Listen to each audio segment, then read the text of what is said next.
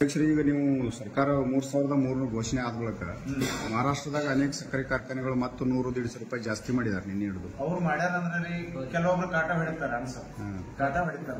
ನಮ್ಮ ಕಾಟ ಬಂಗಾರ ತೂಕ ಮಾಡಿದಾಗ ನಾವು ಮಾಡ್ತೀವಿ.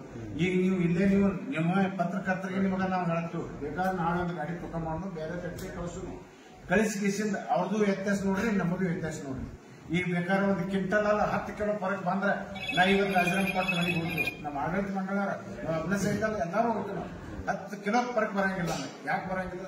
ರೈತರ ಫ್ಯಾಕ್ಟ್ರಿ, ರೈತರಿಗೆ ಮೋಸ ಮಾಡಂಗಿಲ್ಲ ನಾವು. ಯಾಕೆ ರೈತರಿಗೆ ಮೋಸ ಮಾಡಿ ನಾವು ಎಲ್ಲಿ ಹೋಗೋದು? ನಾವು ಒಬ್ಬ ರೈತರ, ನಮ್ದು 4,000 ಟನ್ ಚಾಂಪು 4,500 ಟನ್ ಚಂಕನ್ ಎಲ್ಲಾರು ನಮ್ದು ಪೂರ ಎಲ್ಲಾರು ನಮ್ಮ ರೈತರಿದ್ದಾವ. ಇದನ್ನು ಎಲ್ಲಾರು 2,000, 3,000, 4,000 ಟನ್ ಕಬ್ಬಿದ್ದಾವ. ನಮಗೂ ಎಲ್ಲ ಕಬ್ಬಿಲ್ಲೇ ಬರ್ತಾವ. ಮತ್ತೆ ನಮಗೂ ನಾವು ತೂಕ ನಾವು ಮೋಸ ಮಾಡ್ಕೊಳ್ಬೇಕಂದ್ರೆ ಏನ್ ಹಂಗಿಲ್ಲ.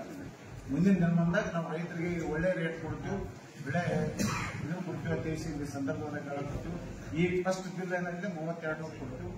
ಫ್ಯಾಕ್ಟ್ರಿ ಬಂದಾದ ಒಂದು ತಿಂಗಳ ಮೇಲೆ 50 ರೂಪಾಯಿ ಕೊಡ್ತೀವಿ. ಗೌರ್ಮೆಂಟ್ ನಿಂದ 50 ರೂಪಾಯಿ, ಒಟ್ಟು 3,300 ಕೊಡ್ತೀವಿ. ಮತ್ತೆ ಮಹಾರಾಷ್ಟ್ರದವ್ರು ಘೋಷಣೆ ಮಾಡ್ತಾರಂದ್ರೆ ಅವ್ರ ರಿಕವರಿ ಹೆಚ್ಚಾಗಿ, ನಮ್ದು 11 ರಿಕವರಿ ಜಾಸ್ತಿ, ಅವ್ರದ್ದು 13 ಅಂದ್ರೆ ನಮ್ಮ ಭಾಗದ ಕಬ್ಬು ಆ ಕಡೆ ಹೋಗ್ಬಾರ್ದ್ರಿ. ಆ ಕಡೆ ಹೆಚ್ಚು ಕೊಡ್ತಾರೆ ಅಂತ ಹೇಳಿ ಇಲ್ಲಿ ಕಬ್ಬು ನೋಡ್ರಿ. ನಾವೇ ಬ್ಯಾಡಲ್ದಾಗ ಬರಂಗಿಲ್ಲ, ಬೆಳದ ರೈತರು ಬ್ಯಾಡಲ್ದಾಗ ಬರಂಗಿಲ್ಲ. ಆದ್ರೆ ನಾವು ಈಗ ನಮ್ಗೆ ಹೆಚ್ಚು ಕೊಡೋ ಪರಿಸ್ಥಿತಿ ಇಲ್ಲ. ಬೆಳೆ ರಿಕವರಿ ಕಬ್ಬ ಕೊಟ್ಟಿಸಿಂದ ರೈತ ಸಹಕರಿಸಬೇಕಂತ ತಿಳಿಸಿಂದ ರೈತರಲ್ಲಿ ಕಳಕಳಿಯಿಂದ ವಿನಂತಿ ಮಾಡ್ಕೊತಾನೆ. ನಮ್ಮ